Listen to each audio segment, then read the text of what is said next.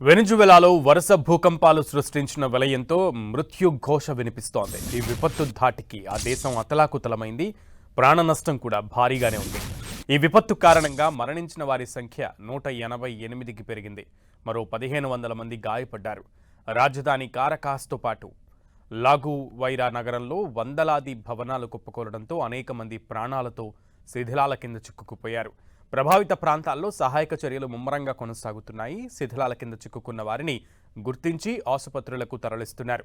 మృతుల సంఖ్య మరింత పెరిగే అవకాశం కనిపిస్తుంది. వెనిజువెలాలో కేవలం 39 సెకండ్ల వ్యవధిలోనే 2 భారీ భూకంపాలు నమోదయ్యాయి. 7.2, 7.5 తీవ్రతతో శక్తివంతమైన భూకంపాలు సంభవించాయి. దీంతో వెనిజువెలాలో తాత్కాలికంగా ఎమర్జెన్సీ ప్రకటించారు.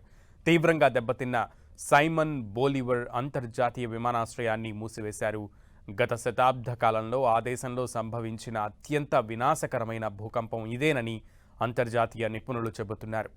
ఐక్యరాజ్య సమితి నివేదిక ప్రకారం కరాకస్ ప్రాంతంలో 100కు పైగా బహుళ అంతస్తుల భవనాలు, హోటళ్లు నేలమట్టమయ్యాయి.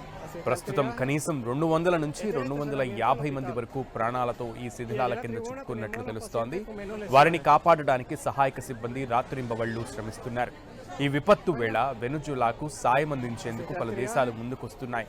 అమెరికాకు చెందిన ప్రత్యేక ఎలైట్ రెస్క్యూ టీమ్స్తో పాటు ఐక్యరాజ్య సమితి, లాటిన్ అమెరికా దేశాలు రంగంలోకి దిగి సహాయక చర్యల్లో పాల్గొంటున్నాయి. జర్మనీ సైనిక రవాణా విమానాలను పంపిస్తామని చెప్పింది. స్పెయిన్ ఎమర్జెన్సీ సాయం చేస్తామని తెలిపింది. భారత్ కూడా సహాయం చేస్తామని ప్రకటించింది.